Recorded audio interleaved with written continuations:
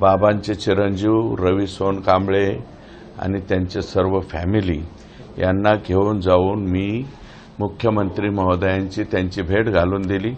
सभागृहामध्ये ज्यावेळेस बोलत असताना सोमनाथ सूर्यवंशीच्या कुटुंबाला 10 लाख रुपयाची मदत, त्याच्यानंतर विजय वाकोळे साहेबांना जी 5 लाखाची मदत जाहीर केली होती ती 10 लाखाची करण्यात यावी, हे सुद्धा मी स्वतः सीएम साहेबांकडून त्या ठिकाणी काम करून घेतलं आणि या संपूर्ण कुटुंबाची भेट मी तिथे घातली।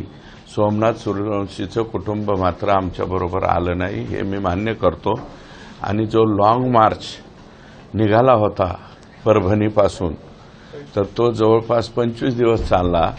माझं जितेंद्र आव्हाड साहेबांना एकच म्हणणं आहे, आव्हाड साहेब या 25 दिवसामध्ये तुम्ही एकदा तरी त्यांच्याशी संपर्क केला का हो?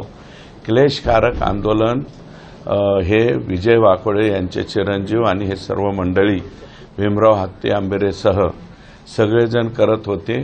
त्या प्रत्येक वळणावर त्या प्रत्येक वाटेवर मी त्यांच्याशी संपर्कात होतो आणि त्यांचं नंतर बाबा आपण हे कुठंतरी थांबवलं पाहिजे, मुख्यमंत्र्यांकडे जाऊन एखादा प्रश्न जो जटिल आहे त्या बाबतीत जाऊन मार्ग काढणं चूक असेल तर ती चूक मी 100% केलेली आहे।